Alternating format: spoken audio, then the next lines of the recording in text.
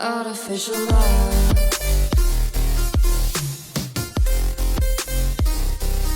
Artificial love.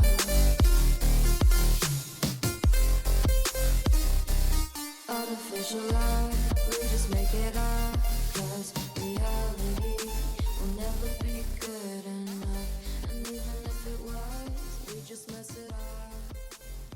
Welcome to part 2 of this 3VZ-E valve cover gasket job. Let's jump back in and put this thing back together. So with these cam collars, remember the open side faces the camshaft. You would reach in and you have to come in a little bit of an angle here to fit it in. And then once it's into the slot, you can push with your fingertips and just get it all the way seated to the bottom. And same with the one on the passenger side. Come in a little bit of an angle, get it on the back side of the camshaft and push it in place. So now the next thing we have to do is we got to get those cam plug collars back on, and we have to seal them to the face of the head with some fresh FIPG or sealant. We're now ready to get these cam collars back on. What we're going to use as sealant is the Toyota Black 103 FIPG. The 103 is the correct FIPG you use for engine applications. So make sure you're using the right seal packing.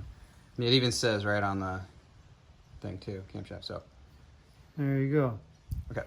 And so what Sean is gonna do is he's gonna use these grooves in here as a guide to where to put it, but he's also gonna carry it over from one groove to the other. So he's gonna start here, he's gonna go right on the inside of this bolt, and then he's going to carry through the groove here, and then see there's a little groove on this bolt hole on both sides, and he's going to put a little bit of sealant both places here, and then he's going to go from here and do the same thing. He's going to follow along the groove, he's going to jump over from one groove to the other carrying that bead, and then go right over to here. And so that should sufficient to seal this cam collar to where we're not going to have any leaks afterwards. It's a little thin there, but you think that's okay? Yeah, I tried to keep it thin where like we did the jump. So there's a little bit, but not like a whole bunch. So well, I can't really flex that out too much, huh? So this is where you're going to have to be careful, especially with this application with the fuel line kind of in your way, or actually really in your way. So you don't want to smear the FIPG. So this is going to be a little bit difficult. Let's see how I do. So I'm going to be pulling up on this fuel line just a little bit. Is it smearing? No, because I'm holding it up.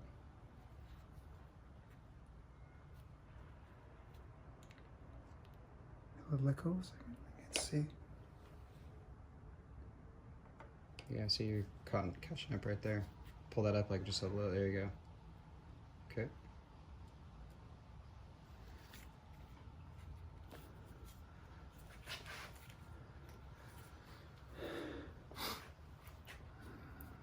Man, that's nice. Not having a firewall right there.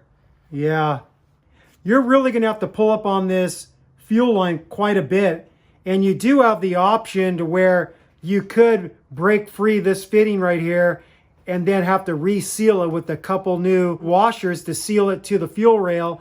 But we were able to do it by lifting up and just cranking up it on a little bit. Now we're going to get our 4 10mm bolts back in place. Remember, the 2 longer bolts go in the back holes.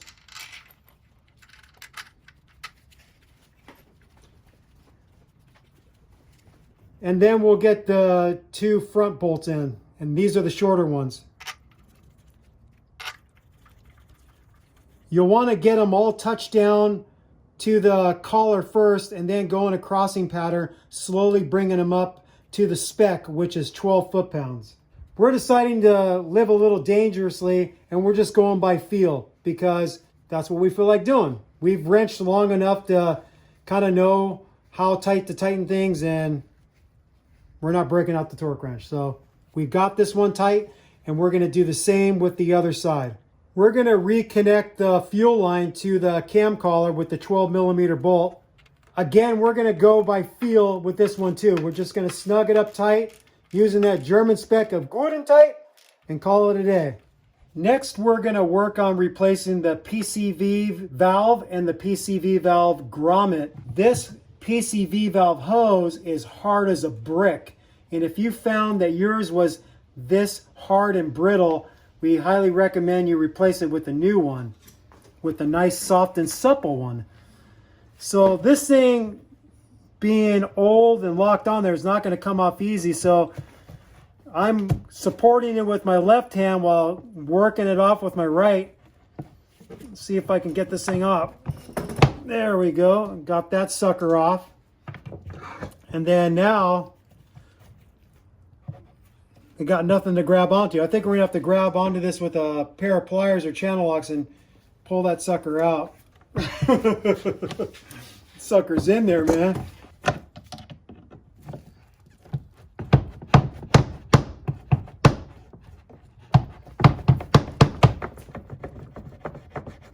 There we go. Finally got it.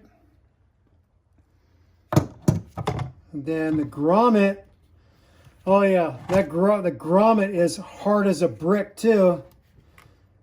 So it's most likely going to break into pieces when it's this hard. Yeah. We could try to get a needle nose pliers on there and try to pull it out, but it's super brittle.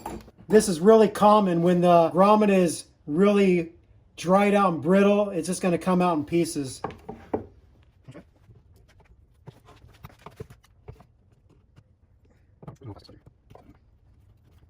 Yeah.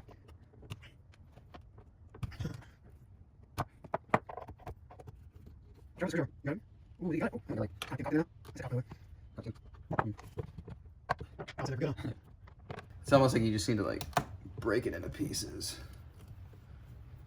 and carry it out that way.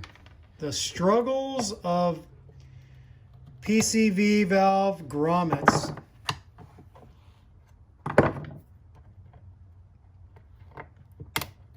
Any other little pieces in there? See if there's, you could shake it out and see if there's any little pieces in there. I think you got it all. Good operation, doctor. The patient will live. So here's the new grommet. And what I usually do is lubricate it with a little bit of motor oil so it will slide into the valve cover easier. So I'm just going to dip my finger into this container. Smear a little engine oil on there and then slide it in place.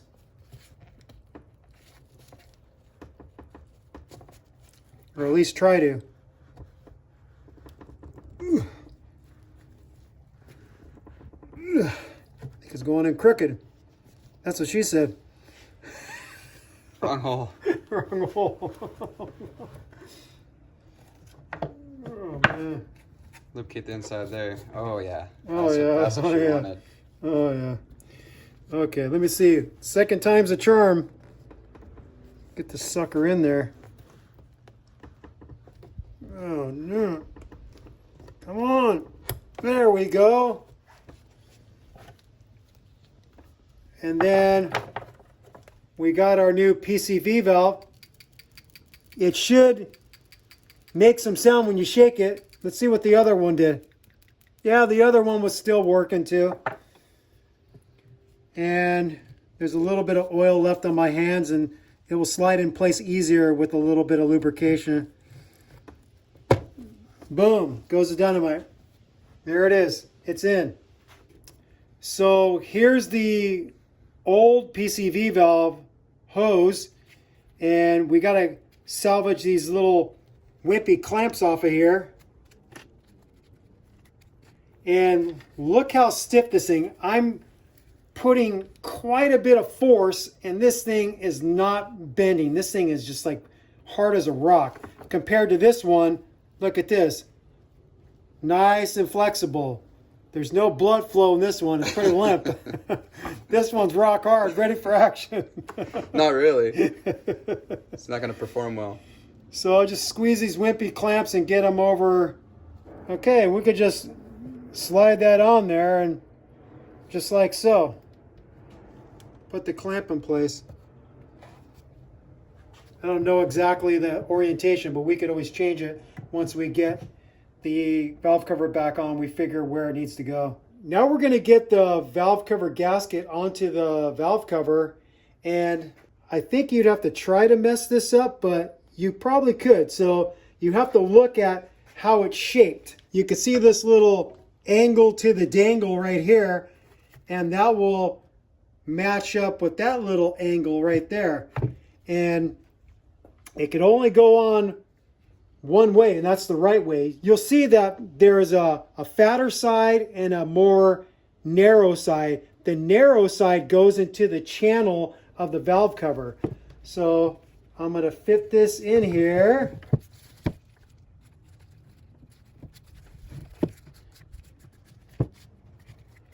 And you just want to make sure that you push it fully into the groove on the valve cover. So once you got it all in place, just go back over it, pushing your fingers onto the rubber gasket and pushing it in firm to all the groove area so it's groovy.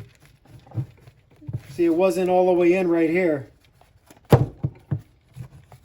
Okay, so with this thing properly installed on the valve cover, it's not going to come out. It fits in there pretty snug. You'll notice where the valve cover bolts go through, there's a metal sleeve in each hole of this plastic valve cover. So make sure all of them are in place, because some of them can actually move. Like this one on the far end, you can see I can push it out pretty easily. And so this is one of those things that you wouldn't want to lose one and then be wondering where it ended up. And the worst place it could end up is somewhere inside the engine, where it's now going to destroy the engine. So be mindful of that and make sure that you have them all. We're ready to put the valve cover on, but before we do that, we have to put FIPG in 4 places. We have to put it on either side of the cam humps. So right in the corner right here, and then on the opposing side of the hump right there in the corner, and then we have to go on both corners of this hump, right here on the edge, and then right there on the edge. So you can see how much Sean put in the corners of those cam humps. Probably more than we needed, but it's not going to hurt anything by going a little bit overboard with the FIPG. It's not a big deal. Just make sure you put enough so it doesn't leak. To get the valve cover back on, it's best to come in from this direction, coming in from the back towards the front.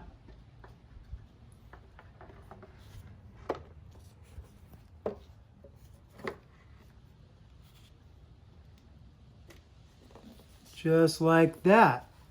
And now we got to get all of our bolts started. Once you get all the bolts in, you're going to want to touch them down just with your hand and a extension and socket.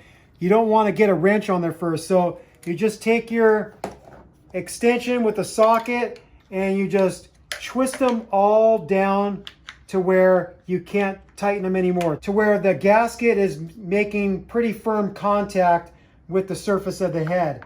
And then once you've done that, you're going to want to start tightening them to the spec, which is 48 inch-pounds.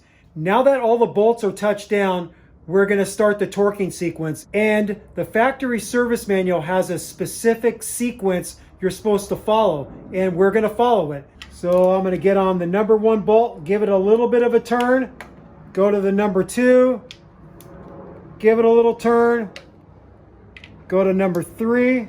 So for this first sequence, we're not trying to get it all the way to the spec. We're just tightening them each a little bit to slowly bring them up to the spec. So just a slight turn, no more than a quarter turn, and then move on to the next bolt.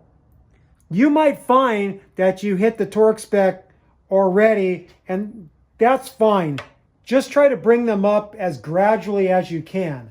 We're now ready to install the cam plug collar on the driver's side head, and we're gonna put form in place gasket here and then in these grooves on both shoulders. So you can see where we put the form in place gasket in those spots. And then you just have to slide this collar over the cam plug.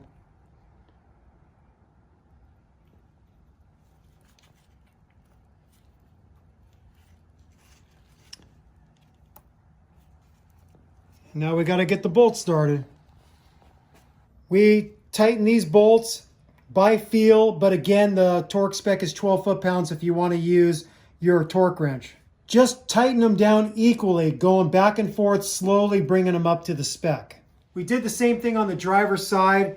We put the FIPG in the corners of the cam humps, and we've got the new valve cover gasket on this valve cover. And again, we're going to come in this direction, coming in from the back towards the front.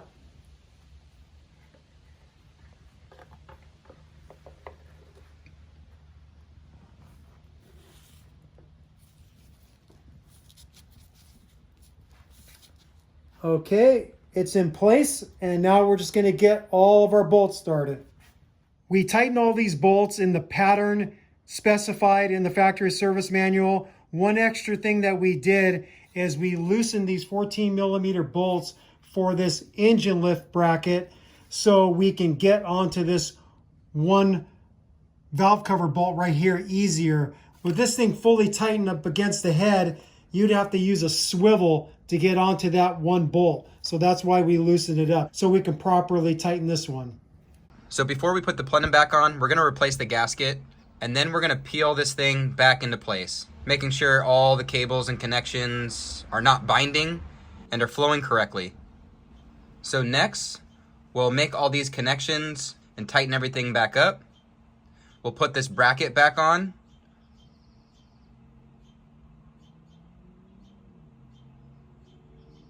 And get the bolt secured back down there at the bottom. And then start tightening up the nuts that secure the EGR to the plenum. Tighten down the big nut and any other components that you disconnected to get the plenum free.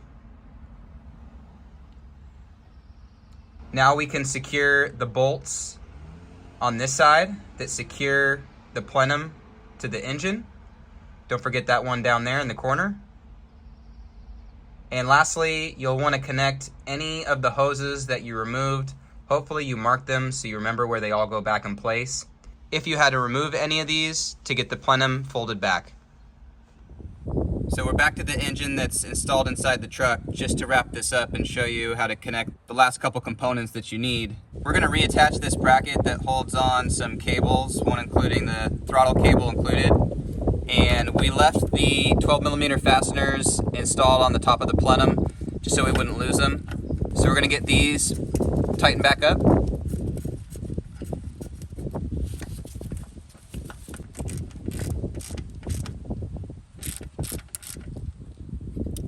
Get these tight, no torque spec, I'm just choking up on the ratchet. So same thing here with the bracket, there's 2 bolts. We kept the hardware installed just so we wouldn't lose it.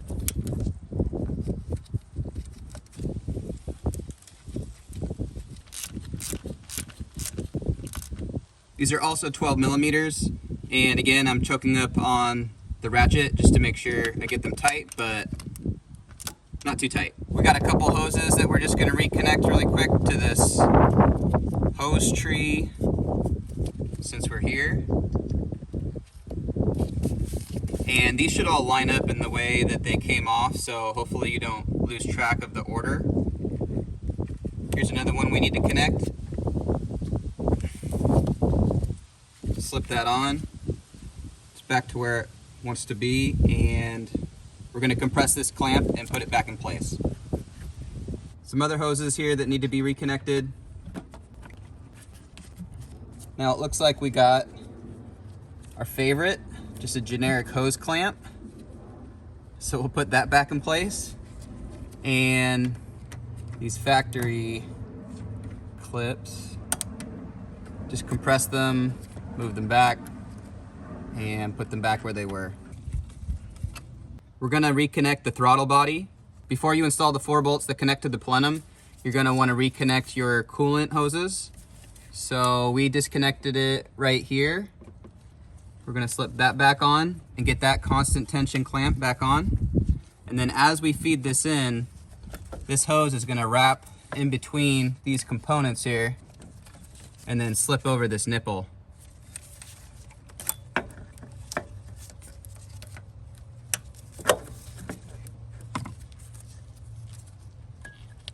So we're gonna slip that on and get the constant tension clamps in place. Got a series of bent needle nose pliers to get at these. So the constant tension clamps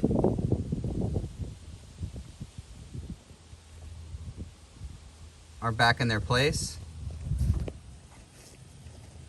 We'll get the throttle body connected again with the 4 bolts, 2 short ones and 2 long ones. They're 14 millimeter. So we're just getting these bolts tightened up gradually, corner by corner, and then we're gonna torque them to 13 foot-pounds.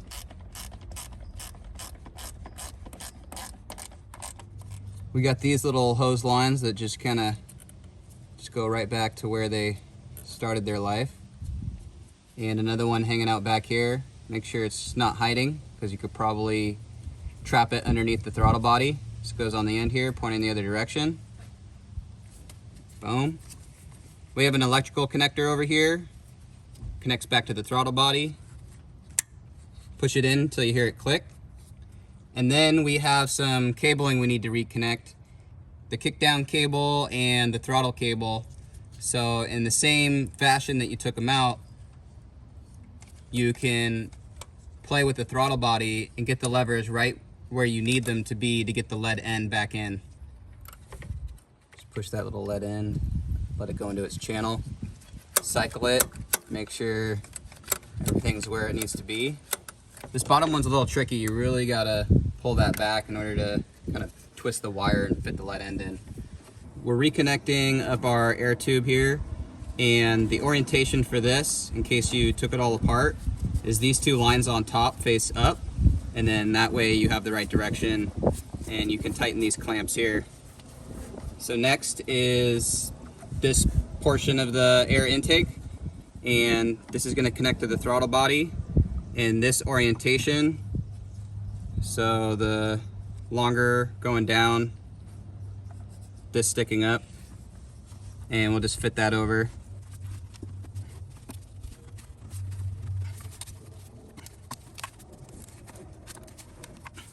It's really stiff and brittle. That's what she said.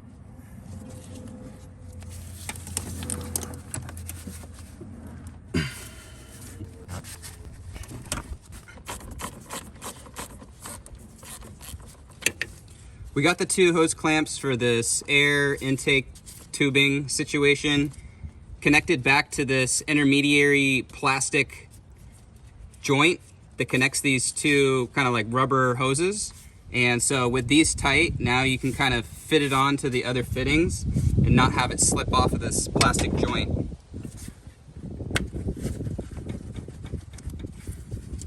This happens to be another hose clamp. Somebody loved hose clamps around here. So we'll get that tightened up, and then we'll also tighten this last clamp right here. And the last tube that we need to connect is this port coming from the valve cover into this elbow on the intake. My hose is super brittle. Look, it's cracking.